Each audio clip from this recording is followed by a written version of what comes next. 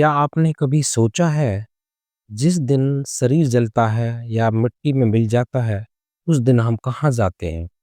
क्या सच में सब कुछ खत्म हो जाता है या फिर कोई यात्रा शुरू होती है?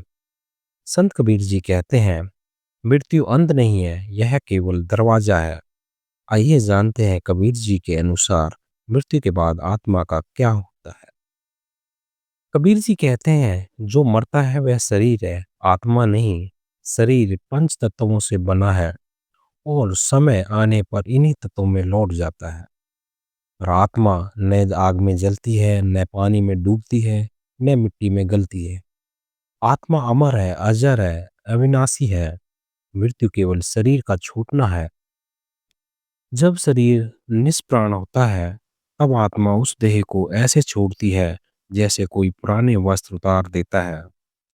लेकिन कबीर जी कहते हैं, आत्मा खाली हाथ नहीं जाती, उसके साथ जाता है कर्मों का बोझ।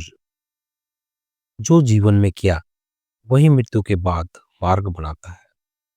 कबीर जी कहते हैं, जो आत्मा जीवन भर मोह माया, लोभ, क्रोध और अहंकार में डूबी रही, वह मृत्यु के बाद भी मुक्त नहीं होती। ऐसी आत्मा बार बार जन्म लेती है, बार बार मरती है और इस चक्र में भटकती रहती है। यही असली दुख है, जन्म मरण का बंधन। और कबीर जी मुक्ति का मार्ग भी बताते हैं। वे कहते हैं, जो मनुष्य जीवन में ही अपने अहंकार को मार देता है, मोह को त्याग देता है और गुरु व नाम को पहचान लेता है, वह जीते जी मर जाता है। ऐसी आत्मा मृत्यु से नहीं डरती, क्योंकि वह पहले ही मुक्त हो चुकी होती है। कबीर जी के अनुसार मुक्त आत्मा न स्वर्ग जाती है, न नरक जाती है। वह किसी लोक में नहीं भटकती, वह उसी परम सत्य में लीन हो जाती है जिसे कबीर राम कहते हैं, निराकार, अजन्मा, शाश्वत। यही आत्मा की अंतिम यात्रा है, पूर्ण शांति, पूर्ण स्वतंत्रता।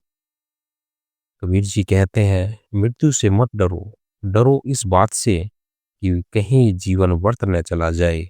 अगर जीवन में प्रेम, दया, सत्य और भक्ति को पा लिया, तो मृत्यु केवल एक द्वार है, अंत नहीं। आत्मा अमर है, पर उसकी दिशा हम स्वयं तय करते हैं।